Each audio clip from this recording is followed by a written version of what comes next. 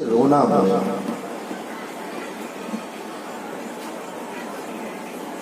इसलिए तो कबीरदास जी कहते हैं, कबीरा हंसना छोड़ दे, रोने से कर प्रीत, जिन रोया तिन पाया, प्रेम प्यारा मीत। जिसने भगवान के लिए रोया है उसने भगवान को पाया है। भगवान मिलेंगे कब? उनके लिए रोना पड़ेगा ना। लेकिन यही समस्या है हमारे लिए।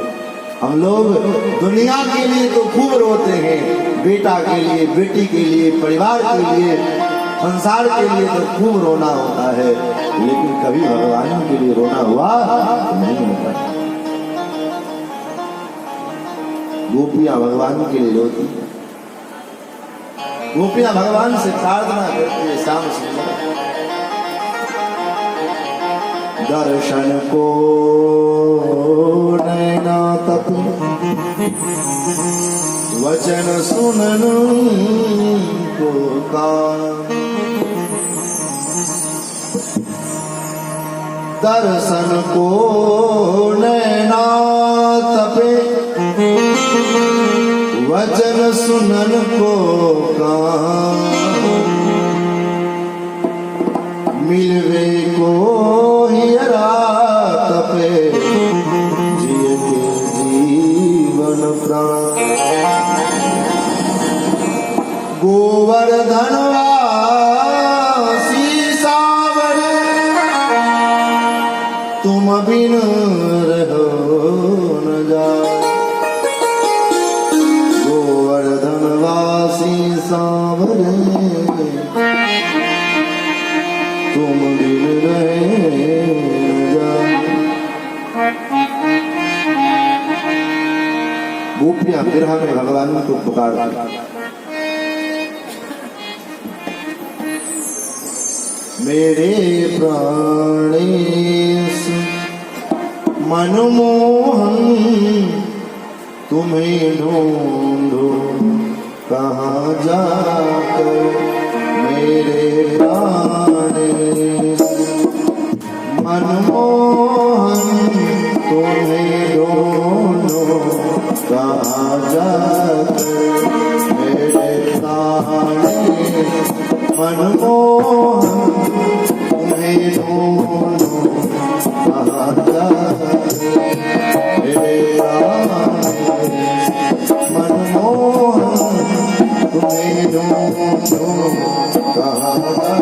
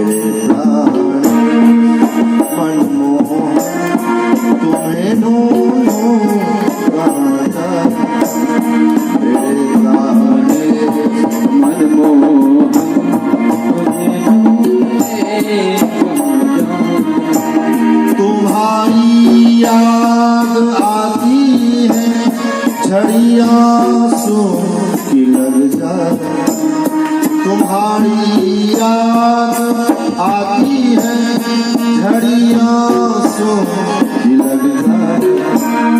तो फिर में आता है, तो फिर दिल में आता है कि मर जाऊं जहर खा, कि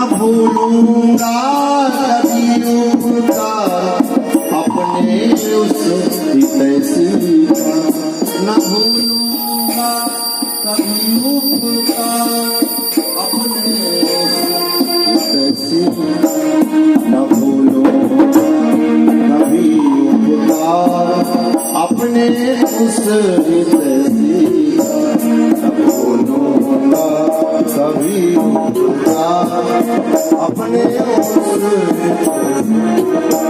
जो करवाते मुझे दर्शन, जो करवाते मुझे दर्शन, जो करवाते मुझे दर्शन, जो करवाते मुझे दर्शन, कन्हैया को यहाँ लाकर, कन्हैया को यहाँ लाकर, तेरे लाड़े मनमोहन तुम्हें ढूंढूं कहाँ तेरे लाड़े मनमोहन तुम्हें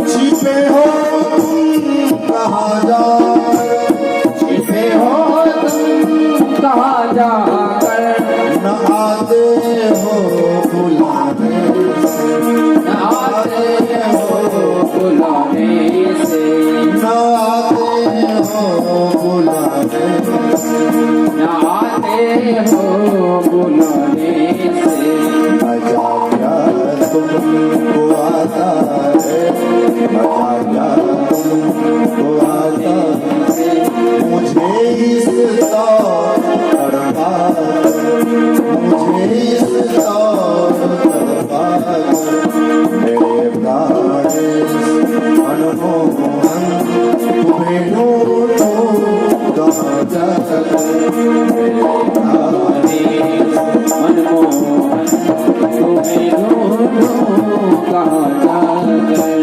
बड़ा बेचैन हो तुम बिन, बड़ा बेचैन हो तुम बिन, मुझे देखो जड़ा, मुझे देखो जरा आकर, मेरे प्राणेश मनमोहन मेरे प्राणेश मनमोहन तुम्हें ढूंढूं कहाँ जाकर।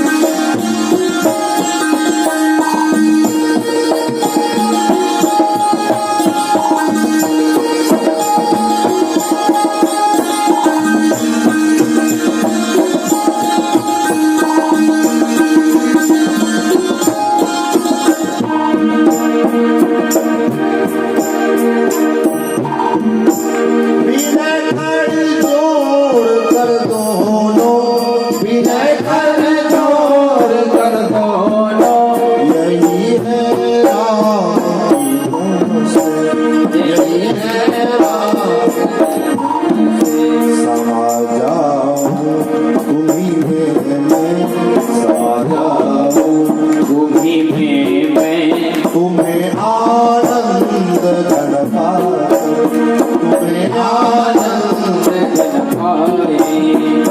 प्राणेश मनमोहन तुम्हें ढूंढूं कहाँ जाकर, मेरे प्राणेश मनमोहन तुम्हें ढूंढूं कहाँ जाने। बड़ा बेचैन हो तुम बिन, बड़ा बेचैन हो तुम बिन, मुझे देखो जड़ा, मुझे देखो जरा प्राणेश मनमोहन तुम्हें ढूंढूं कहाँ जाकर,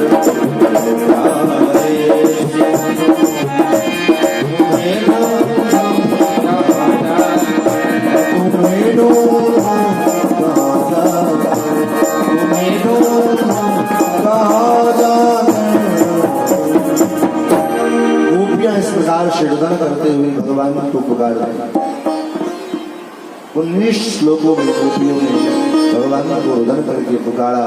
सुखदेव जी कहते हैं रुदस्वरम राजन कृष्ण दर्शन लालसा। गोपियां जो रो रही है महाराज, सुखदेव जी कहते हैं गोपियां स्वर में रो रही है। इनका रोना भी अच्छा लगता है। क्यों आप बताओ, किसी का रोना अच्छा लगता है क्या? लेकिन गोपियों का रुदन बड़ा सुंदर है।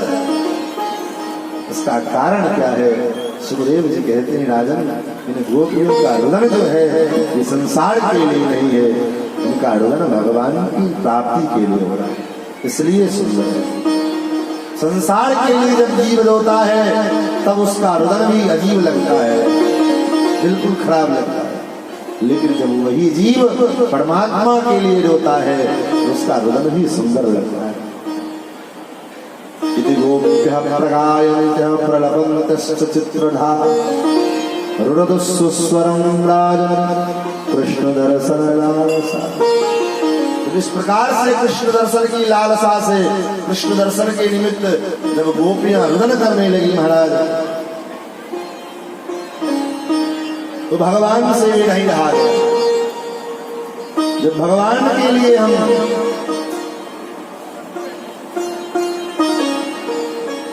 आठ स्वर में हृदय से जब ठाकुर जी के लिए रोते हैं तो महाराज ठाकुर जी से रहा नहीं जाता, भगवान भागी चले आते। ठाकुर जी इन गोपियों के मध्य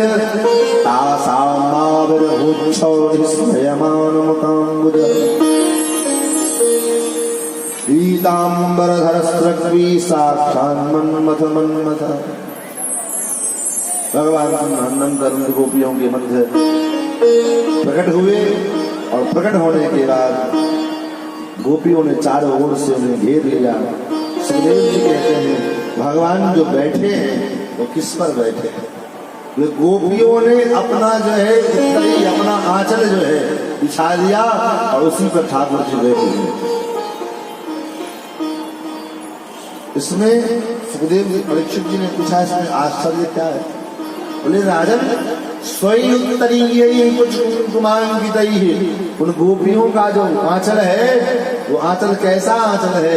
गोपियां उन आंचल से कभी अपने बच्चों के मुख को पोंछती हैं, कभी अपने आंखों के काजल को संभालती हैं, कभी अपने श्रृंगार का कोई ऐसा पदार्थ अगर विशेष हो गया उसको अपने आंचल से पोंछ लेती हैं, कभी अपने मुख में कुछ लगा है तो उसको भी पूछ लेती है। स्वयं उत्तरी कुछ कुंकुमांकितैः, और उस उत्तरी के ऊपर में उन गोपियों के वक्षस्थल के कुछ कुंकुमांकित इत्यादि जो कुंकुम इत्यादि है वो सब लगे हैं। जो परमात्मा योग ध्यान गम्यम, बड़े बड़े योगियों के ध्यान में भगवान नहीं आ पाते, तो ऐसे भगवान गोपियों के महाराज उत्तरी के ऊपर में ऐसे गोपियों की महाराज आंचल पर ठाकुर जी विराजमान। फिर तो गोपियों ने अनेक प्रकार के प्रश्न उत्तर किए और उसके बाद भगवान पुनः रास मंडल में पधारे हैं और रास मंडल में आकर के भगवान ने गोपियों को मनोकामना को पूर्ण किया और उन गोपियों के साथ अनंत अनंत गोपियों के साथ ठाकुर जी ने रास ऐसा रास हुआ महाराज। अनेक प्रकार के रास किए। रास का मतलब क्या है? रास का मतलब केवल इतना ही हम समझते हैं कि भगवान ने गोपियों के साथ किया। बहुत से लोग तो कह भी देते हैं भगवान होकर के भगवान, बहुत से लोग क्या कहे, महाराज स्वयं परीक्षित जी ने भी पूछ लिया सुखदेव जी से, भगवान सुखदेव जी से परीक्षित जी ने पूछ दिया कि महाराज संस्थापनाय धर्मस्य प्रसवाय तरस्य च अवतीर्णो हि भगवान नंदसेन जगदीश्वर। भगवान तो धर्म की स्थापना के लिए अवतार लेते हैं, धर्म की मर्यादा को स्थापित करने के लिए अवतार लेते हैं, लेकिन फिर वो भगवान प्रतीपमाचरत ब्रह्मन् स्वकथम धर्म सेतु नाम वक्ता कर्ता विलक्षिता प्रतीपमाचरत ब्रह्मन् वरदाराभिदर्शनम्। वो भगवान ने ऐसा आचरण किया कि परस्त्री के साथ भगवान रात्रि के समय नृत्य करते थे। ये प्रश्न परीक्षित का नहीं है। परीक्षित तो सब समझ रहे हैं, लेकिन परीक्षित ने ये प्रश्न इसलिए किया है, ये शंका समाधान अभी हो जाए, ताकि कलयुग में बहुत से ऐसे प्रश्न पूछने वाले लोग मिल जाएंगे। इस प्रश्न का होने वाले आने वाले प्रश्न का समाधान पहले ही परीक्षित जी ने कर दिया है। सुखदेव जी ने कहा, राजन लगता है तुमने ठीक से कथा नहीं सुनी। तो सुखदेव जी को कष्ट हुआ, लगता है मैंने अनधिकारी व्यक्ति को रास की कथा सुना। फिर सोचे कि सुना दिए हैं तो अब तो उसकी शंका का समाधान करना है। और परीक्षित जी को सुखदेव जी कहते, राजन लगता है तुमने ठीक से कथा नहीं सुनी है। क्यों? आपको पता है कोई भी गोपी अपने शरीर से रास में नहीं पहुंची। अरे उन सभी गोपियों का शरीर तो उसके कमरे में अपने घर में पड़ा हुआ है। सबके जो है पतियों ने, भाइयों ने, बंधुओं ने उनके शरीर को घर में बंद कर दिया है। रास में पहुंचा कौन? लोग गोपी आत्मस्वरूप से रास मंडल में बना रहे हैं। तो ये रास जो है स्त्री और पुरुष का मिलन नहीं है, ये रास जो है एक जीवात्मा और परमात्मा के रसमयी मिलन का नाम है रास। पुरुष और स्त्री के मिलन का नाम रास नहीं है। आज बहुत से लोग कहते हैं, महाराज गीत भी निकाल दिया, भगवान कृष्ण करे तो रास लीला और हम करे तो कैरेक्टर लीला। कृष्ण की लीला करने योग्य नहीं है, आप जान लो। शास्त्रों में आदेश मिला, वर्णन आया है। रामलीला और कृष्ण लीला में अंतर क्या है? कृष्ण ने जो कहा है वो करने योग्य है, राम ने जो किया है वो करने योग्य है। इसलिए रामचरित्र जो है जीवन जीने की कला सिखाती है, जीवन जीना सिखाती है। और कृष्ण चरित्र मरने की कला सिखाती है, मृत्यु कैसे। राम जी ने जो किया है वो करो, कृष्ण ने जो किया है वो करोगे तो क्या होगा? तो कृष्ण भगवान ने तो अनंत गोपियों के साथ रास किया और फिर भी किसी ने कुछ नहीं कहा। और आप किसी एक गोपी के साथ भी रास करते पकड़े गए, महाराज जमानत जब्त हो जाएगी। और इस समय कानून चला है मीटू का। महाराज कृष्ण ने जो किया वो हम भी करेंगे। तो महाराज कृष्ण ने तो क्षेत्र की अवस्था में भयंकर कालकूट विष को पिया था। आप जरा पी के दिखाओ, बच जाए तो फिर रास करो। भगवान ने 7 साल की अवस्था में 7 कोस लंबे चौड़े गोवर्धन नाथ को हाथ में रखा था। आप 7 घंटे अपने हाथ को ऊपर करके रखे रहो, 8वें घंटे हाथ नीचे आ जाए तो फिर करो रास। केवल हाथ खाली आ जाए। कृष्ण की लीला करने योग्य नहीं है महाराज। कृष्ण की लीला, कृष्ण प्रेम पुरुषोत्तम है और ठाकुर राम जी ले मर्यादा प्राप्त। ठाकुर जी कृष्ण की लीला सुन सुन करके आनंद लेने की चीज है, करने योग्य नहीं है। हाँ, भगवान श्री कृष्ण ने तो गीता का उपदेश दिया वो करो।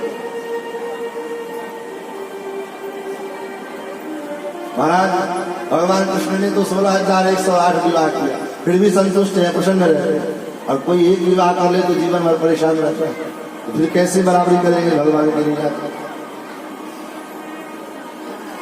ठाकुर जी ने दिव्य प्रसंग सुखदेव जी ने परीक्षित को सुनाई। उसके बाद भगवान, और देखो 7 साल के भगवान ने जो रासलीला की है उसकी अवस्था भगवान की क्या है आपको पता है? 7 साल में ठाकुर जी ने गोवर्धन उठाया, तो 1 साल की वजह से ज्यादा से ज्यादा और बड़े होंगे, 8 साल मान लो। आज के इस भयंकर कलिकाल में भी 8 साल के बच्चे के भीतर में संसारिक वासनाओं का कोई दोष नहीं आता है। आता है क्या? समझ में आती है क्या? 8 साल का बच्चा बिल्कुल निर्मल होता है। और उस समय द्वापर का युग है। आप कल्पना करो कि उस द्वापर युग में क्या भगवान 8 साल के बच्चे में जो है वो, आज से 25 साल 30 साल पहले, अब तो कुछ बच्चे समझने भी लगे हैं क्योंकि जो है कंप्यूटर के दिमाग के बच्चे हो रहे हैं।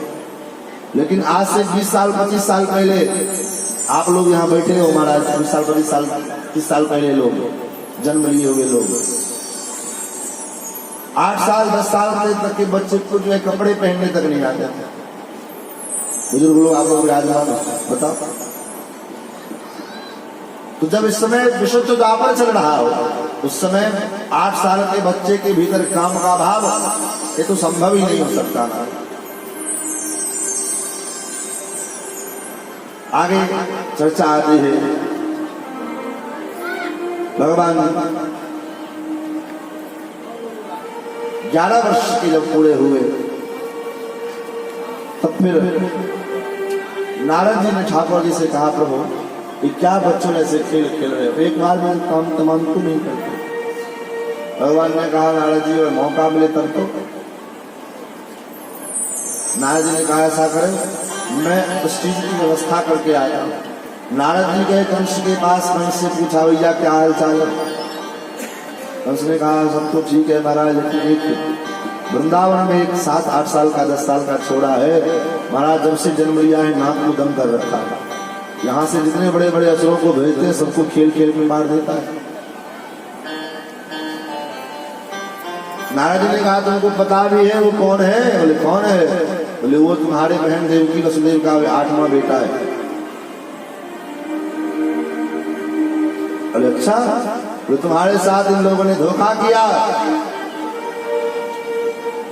तो अब क्या करें। बोले अब तुम राक्षसों को भेजो मत, कोई ऐसा उपाय करो कि कृष्ण और बलराम यहीं पर चले आए और यहीं पर मैं तुम अपने सिपाही सैनिकों के द्वारा उसका वध कर देना। महाराज अक्रूर जी को दूत बना करके संदेश लेकर के महाराज भेजा है। अक्रूर जी चले भगवान को लाने के लिए। जब ठाकुर जी ने एक केशी नाम के राक्षस का वध किया,